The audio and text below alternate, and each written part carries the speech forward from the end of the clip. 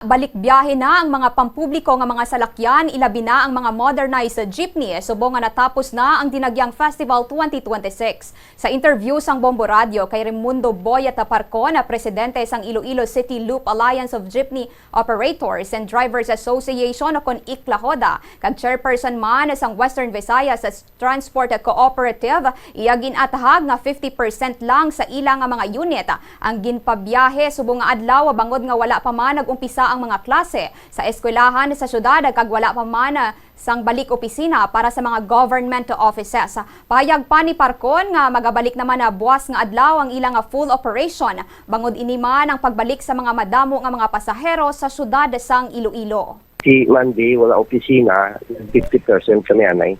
Kay wala pasahero no.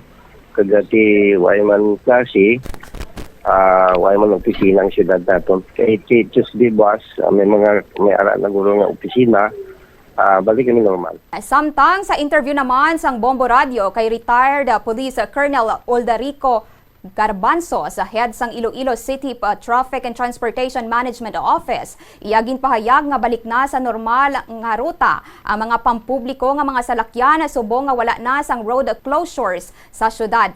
Balik normal naman sa pagbantay ang mga traffic enforcers sagod nga liwat nga giyahan ang trapiko sa syudad. Okay na tanan no ang aton nga mga road closures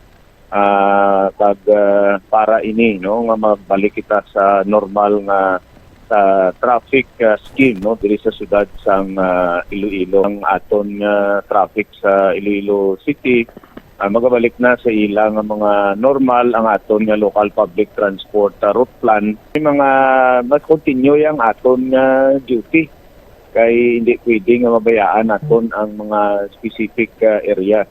May mga enforcers kitang medyo kapoy gid because for the last 3 days, 16 hours ni ang ilang duty.